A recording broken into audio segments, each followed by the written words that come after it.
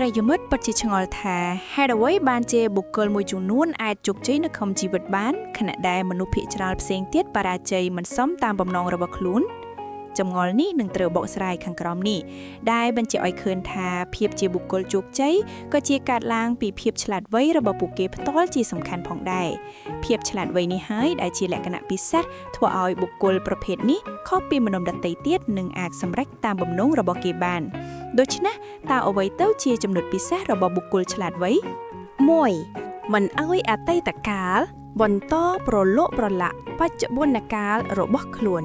បុគ្គលឆ្លាតវៃតែងតែគិតថា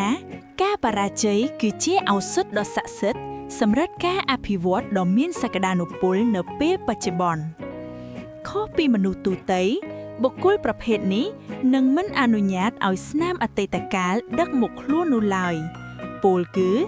គេនឹងប្រើប្រាស់ភាពអាប់អួរទាំងនោះជាឱកាសសម្រាប់ក្លាយខ្លួនជាមនុស្សជោគជ័យនៅពេលអនាគត 2. គិតអ្វីដែលវិជ្ជមានជានិច្ចបុគ្គលឆ្លាតវៃតែងតែគ្រប់គ្រងអារម្មណ៍របស់ខ្លួនជានិច្ចហើយគេផ្ដោតលើចំណុចនោះយ៉ាងសុទិដ្ឋានាមបំផុតបុគ្គលប្រភេទនេះយល់ឃើញថាប្រសិនបើគំនិតផុសចេញឡើងមកហើយនោះភាពជោគជ័យក៏អាចកើតមានបានដែរហើយជីវិតរបស់គេនឹងមានភាពល្អប្រសើរនិងរីករាយជាងនេះតាមរយៈគោលការណ៍ចំនួន6គឺការស្រមៃយកចិត្តទុកដាក់បង្កើតកសាងផ្លាស់ប្ដូរនិងក្តីស្រឡាញ់ 3. ហ៊ានប្រឈមមុខនឹងបញ្ហាទោះបីជាបញ្ហាមានមួយលានជំពូកបុគ្គលឆ្លាតវៃនៅតែស្ថិតនៅក្នុងខ្សែត្រៀមជានិច្ចដោយប្រើប្រាស់សមត្ថភាពដ៏ឆ្លាតវៃនិងច្នៃប្រឌិតរិះរកវិធីសាស្ត្រផ្សេងៗសម្រាប់ដោះស្រាយបញ្ហាទាំងនោះដោយស្វាហាប់បំផុតនៅតែដែលខ្លួនដួលគេនឹងងើបឡើងវិញម្ដងទៀតហើយព្យាយាមសម្លឹងមើលទៅមុខដោយមិនងាករេដោយឆ្លៀតយកឱកាសប្រែក្លាយភាពបរាជ័យទាំងនោះជាទុនសម្រាប់អភិវឌ្ឍខ្លួនឯងនៅពេលខាងមុខ 4. មិនខ្វល់ពីការរិះគន់របស់អ្នកដទៃបុគ្គលឆ្លាតវៃមិនខ្វល់យកទៅជាស្ដាប់ទស្សនៈអវិជ្ជមានរបស់អ្នកដទៃមកជ្រៀតជ្រែកជីវិតផ្ទាល់ខ្លួននោះឡើយបុគ្គលប្រភេទនេះតែងតែគិតថាពិភពលោកពិតជាមិនអាចបំបត្តិបានឡើយនៅបុគ្គលគួរឲ្យសង្ស័យបុគ្គលគួរឲ្យស្អប់ខ្ពើមនិងបុគ្គលដែលចូលចិត្តចំអកឡោកលឿយដល់អ្នកដទៃដូច្នេះខ្លួនត្រូវតែឈរនៅជ្រុងម្ខាងនៃបុគ្គលទាំងនេះហើយស្រវាចាប់យកមនុស្សដែលមានតម្លៃនិងមហិច្ឆតាដ៏មោះមុតឲ្យស្ថិតនៅជាមួយខ្លួនជានិច្ច 5. មិនចំណាយពេលឥតប្រយោជន៍ការចំណាយពេលឥតប្រយោជន៍គឺជាអ្វីដែលបុគ្គលឆ្លាតវៃស្របបំផុតខុសពីមនុស្សទូទៅបុគ្គលប្រភេទនេះតែងរត់ប្រណាំងប្រជែងជាមួយនឹងពេលវេលាជានិច្ចដោយព្យាយាមរិះរកទម្លាប់ល្អៗដើម្បីបង្កើនភាពឆ្លាតវៃរបស់ខ្លួន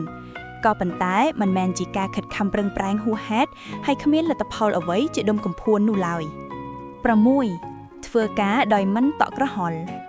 មនុស្សភាគច្រើនតែងចង់បានអ្វីៗភ្លាមតាមចិត្តចង់របស់ខ្លួនយ៉ាងតក់ក្រហល់និងងាយស្រួលបំផុត